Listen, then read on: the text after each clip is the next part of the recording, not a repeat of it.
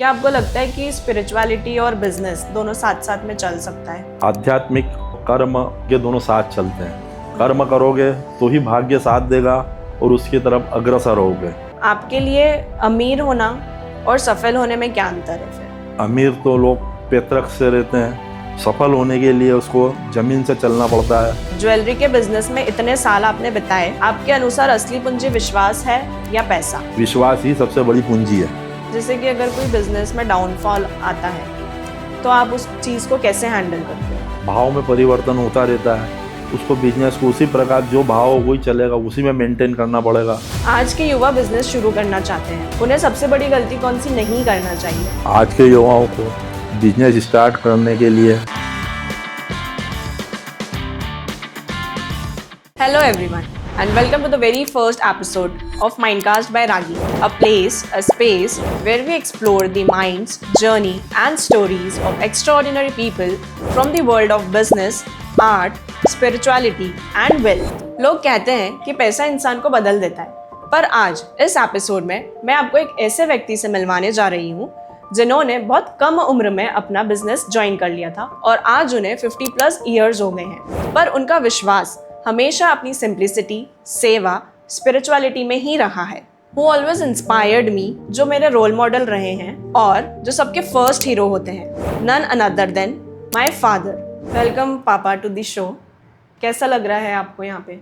बहुत अच्छा लग रहा है कि आपने कुछ आगे के लिए समय है, लोगों को एक उदाहरण दिया। जैसे कि मैंने तो आपसे बहुत कुछ सीखा है और अपनी लाइफ में इम्प्लीमेंट भी करा है। मैं चाहती हूँ कि इस पॉडकास्ट के मीडियम के थ्रू हम ऑडियंस तक भी ये सारी इंफॉर्मेशंस, लर्निंग, नॉलेज पहुँचाएँ। ठीक है, ये इससे लोगों को गाइडेंस मिलता है तो बहुत अच्छी बात है। इससे लोग कुछ सीखें, समझें और आगे बढ़े। जैसा कि आपने मुझे बताया था कि 16 साल की उम्र में ही आपने भागवत गीता पढ़ना चालू कर दिया था, तो ऐसा आपको क्या मोटिवेशन मिला कि 16 साल से अभी तक आप उससे जुड़े हुए हो? ये तो कुछ भगवान की प्रेरणा ही ऐसी रही, जिन्होंने मेरे को भागवत गीता का और अग्रसर करा कि पढ़ो, इसको समझो और लोगों को कुछ समझाओ कि जिससे लोग उसको समझे कि भागवत में क्या है। भागवत में ऐसा साहब, भगवत गीता एक ऐसी चीज़ है जिससे कि लोगों को भगवान की तरफ अग्रसर करती है, आगे की ओर बढ़ने की प्रेरणा देती है, लोगों को दुखों में सहायता करती है और अपनी उन्नति की ओर अग्रसर करने का विश्वास, आत्मविश्वास बढ़ाती है। आपने मुझे ये भी बताया था कि आपको उसमें कृष्ण लीला में बहुत बड़ा अच्छा लगा था। भगवत गीता में है ही कृष्ण लीला मेन, बाकी तो सब है। अब कृष्ण अवतार तो जो है पूर्ण अवतार है, 16 कलाओं का अवतार है जिसमें सब कुछ है। ज्वेलरी के बिजनेस में आप इतने साल से हो, तो आपके अनुसार असली पूंजी पैसा है या विश्वास? ज्वेलरी के अंदर असली पूंजी विश्वास है, जिससे लोगों को अपने आप में एक रहता है कि नहीं, यहाँ सही चीज़ मिलेगी, यहाँ गारंटेड चीज़ मिलेगी, यहाँ कोई नुकसान नहीं होगा किसी प्रकार का। तो इतने सालों से आपने अपना विश्वास कैसे बनाए रखा? इतने सालों से विश्वास ग्राहकों के ऊपर रहता है। अपने चीज़ दो, क्वालिटी दो, उनको विश्वास जमा रहेगा, उनको विश्वास रहता है कि यहाँ से कोई गलत चीज़ नहीं मिलेगी कभी भी। ज्वेलरी के बिजनेस में इतने साल आपने बिताए, आपके अनुसार असली पूंजी विश्वास है या पैसा? ज्वेलरी के बिजनेस के अंदर हमारे पिताजी ने जो विश्वास अर्जित किया है, उसके अनुसार ग्राहकों को अच्छी से अच्छी चीज़, क्वालिटी मेंटेन करना, उनको और अच्छी प्योरिटी देना और अपने आप में विश्वास जताना, यही चीज़, विश्वास ही सबसे बड़ी पूंजी है। तो अभी तक आपने उस विश्वास को कैसे कायम करा या कैसे बनाए रखा? अभी तक उसी विश्वास पे पिताजी के ऊपर चल रहे हैं और लोगों को विश्वास जताते हैं और उसी क्वालिटी में मेंटेन करके चल रहे हैं। आज के युवा बिजनेस शुरू करना चाहते हैं, उन्हें सबसे बड़ी गलती कौन सी नहीं करना चाहिए? आज के युवाओं को बिजनेस स्टार्ट करने के लिए समय पारदर्शी, उसको समझना चाहिए, लोगों को ऊपर विश्वास जमाना चाहिए, अपनी क्वालिटी मेंटेन करना चाहिए, अपने लोगों को ऊपर सही चीज़ देना चाहिए जिससे कि लोग अपने ऊपर विश्वास करें और पूर्णतः अपने बिजनेस को आगे बढ़ाते रहें। आपके लिए अमीर होना और सफल होने में क्या अंतर है फिर?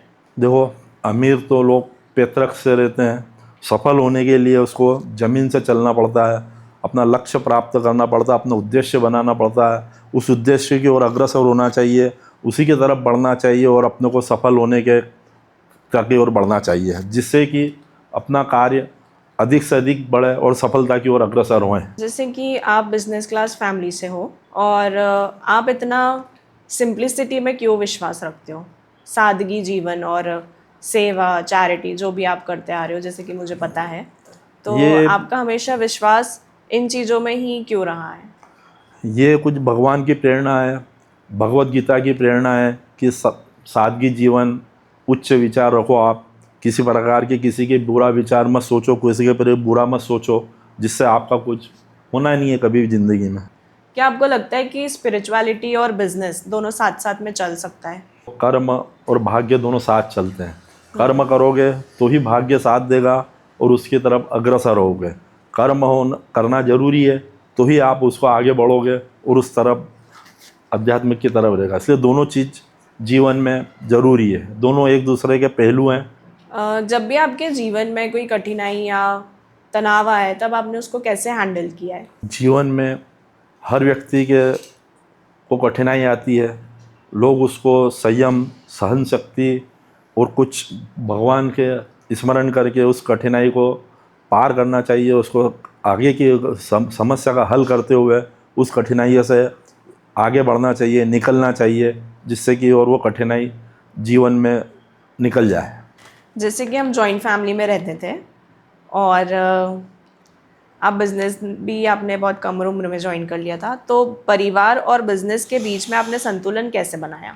परिवार का संतुलन बनाना एक बहुत बड़ी बात है, जिसमें कुछ समय कठोरता भी, कुछ परिस्थिति आती है जिसमें कठोर भी बनना पड़ता है, कुछ परिस्थिति ऐसी आती है जिसमें सरल भी बनना पड़ता है। उसमें सभी के प्रति सद्भावना रखना चाहिए, सबको समान गिनना चाहिए, किसी प्रकार को ऊंचा नीचा नहीं गिनना चाहिए कि ये अलग है वो अलग है। इस प्रकार परिवार का संतुलन बनाना बहुत ज़रूरी है। उसी प्रकार हमारे ग्राहकों को भी हम भगवान के समान समझना चाहिए, कोई उच्च नीचा भेदभाव नहीं रखना चाहिए। जीवन का एक मंत्र जो आप हर किसी को देना चाहोगे? जीवन का एक मंत्र ऐसा है जो कोई भी चाहे सोच के समझ के बोल सकता है कि कभी किसी के प्रति ईर्ष्या और जलन मत रखो, किसी का बुरा मत सोचो, जिससे कि अपने और दिमाग विचार किसी के प्रति गलत मत सोचो, कोई प्रकार का किसी का गलत विचार मत रखो। जीवन में सत्कर्म करते जाओ, अच्छे से अच्छा कार्य करो, किसी के प्रति कोई बुरा कार्य मत सोचो, न करो, और न किसी का बुरा सोचो, न कभी करने की कोशिश करो। इसी प्रकार किसी का अपने से जितना अच्छा बन सके उसका उतना करो।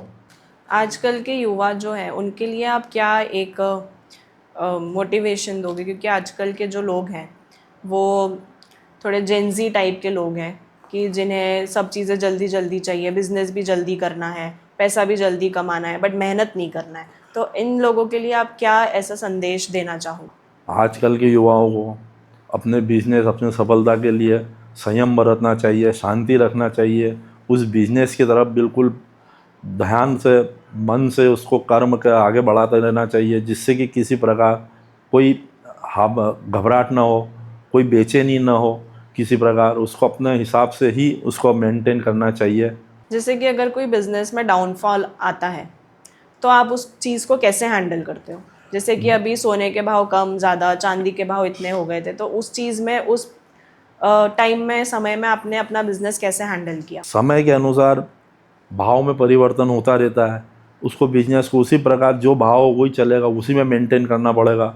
ये तो तेज़ी मद्दी होती रहेगी, भाव का कम ज़्यादा होते रहेंगे, उसका इसका कोई वो नहीं है। और आप अपनी लाइफ एक्सपीरियंस के बारे में क्या बताना चाहोगे? जो भी मतलब अपने बिजनेस हो गया, पर्सनल लाइफ हो गई, फैमिली लाइफ हो गई, सबको अगर हम कंक्लूड करते हैं तो एक इतने साल का एक्सपीरियंस जो आपका रहा है उसमें आप लोगों को क्या प्रेरणा या क्या बताना चाहोगे? अपने जीवन के अनुसार अब मैं कभी भी आदमी को कोई आलसी लापरवाही नहीं करना चाहिए, कोई बरतना नहीं चाहिए, जिससे कि अपने प्रति अपना नुकसान हो, अपन उसको नुकसान उठाना पड़े, अपनी लापरवाही के कारण नुकसान उठाना पड़ता है। इसलिए काम के प्रति, कर्तव्य के प्रति, अपनी जवाबदारी के प्रति कभी भी लापरवाही नहीं करना चाहिए। गीता की एक पसंदीदा पंक्ति आपकी कौन सी है? यदा यदा हि धर्मस्य ग्लानिर्भवति भवति भारत अभ्युत्थानम् अधर्मस्य तस्मादानीं सृजामि पवित्राणां साधूनां विनाशाय च दुष्कृतं धर्मस्य स्थापनं संभवती युगे युगे। भगवान श्री कृष्ण अर्जुन को कहते हैं कि हे अर्जुन, जब जब संसार में पाप बढ़ेगा, अधर्म बढ़ेगा, उसका नाश करने के लिए, उसकी रक्षा करने के लिए मैं पृथ्वी पर अवतार लूँगा। तो आपने मम्मी से क्या सीखा?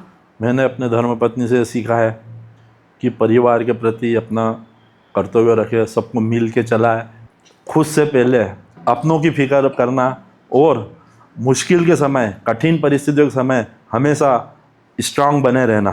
और पैसा ज़रूरी है, लेकिन इंसानियत और रिश्ते उससे भी ज़्यादा ज़रूरी है। तो आज आपको आपकी बेटी के साथ पॉडकास्ट करके कैसा लग रहा है? आज मेरे को मेरी बेटी के साथ पॉडकास्ट करने में बहुत अच्छा लग रहा है, लेकिन जब उसने मेरे को पहले पूछा था कि ये पॉडकास्ट करना है, तो मेरे को कुछ समझ में नहीं आया कि ये क्या चीज़ है। फिर उनने मेरे को बताया कि सिंपल है, जो आपने जीवन में सीखा है या जो भी कुछ जीवन में पाया है वो दिखाना है, वो दर्शाना है। एक पिता होने के नाते आप सारी ही बेटियों को क्या प्रेरणा देना चाहोगे? मैं अपने बेटियों से ये कहना चाहूँगा कि खुद अपनी अहमियत समझे, अपने सपनों को साकार करने के लिए मेहनत करे और अपने सपने पूर्ण करे। हर बेटी को स्ट्रांग बनना चाहिए कि वो अपने फैसले खुद ले सके। दुनिया क्या कहेगी ये ज़रूरी नहीं है, तुम अपने लिए, खुद के लिए क्या चाहती हो ये ज़रूरी है। Being a father, what is the most challenging part? एक पिता का चैलेंजिंग पार्ट ये होता है, किसी भी परिस्थिति में रहे, किसी भी स्थिति में रहे, अपने बच्चों को खुशी रखे। किसी भी प्रकार की कोई कठिनाई आए तो वह स्ट्रांग रहे, अपने आप में विश्वास रहे और किसी भी प्रकार उस कठिनाई का सामना करे। यही मेरे जीवन का सबसे चैलेंजिंग पार्ट है। This is my first conversation on Mindcast by Ragini, और मैंने आपको एज मेरा पहला फर्स्ट गेस्ट चूज़ किया है। तो इस मूवमेंट के लिए आपको कैसा लग रहा है? मेरे बेटा, मेरे लिए तो खूब ख़ास बात है कि आपने मेरे को पहला गेस्ट चुना। हर माता पिता का एक सपना होता है कि उनका बच्चा अपना एक अलग पहचान बनाए। शायद मैंने हमेशा शब्दों से नहीं कहा, यह नई शुरुआत है, तो हमेशा आपके साथ, तुम्हारे साथ खड़ा रहूँगा और हमेशा तुम्हारे को साथ देता रहूँगा। हमेशा सीखते रहना और आगे बढ़ते रहना और हमेशा अपने दिल की सुनना। तो ये था आज का हमारा माइंडकास्ट बाय रागिनी का फर्स्ट एपिसोड। ये एपिसोड मेरे लिए बहुत खास रहा है क्योंकि ये एपिसोड आज मैंने अपना फर्स्ट एपिसोड अपने फादर के साथ शूट किया है। पिता का जो प्यार होता है उसे हम शब्दों में बयां नहीं कर सकते, उसे हम सिर्फ एक महसूस कर सकते हैं। मिलते हैं माइंडकास्ट के एक नए एपिसोड में नई सोच और नई कहानी के साथ।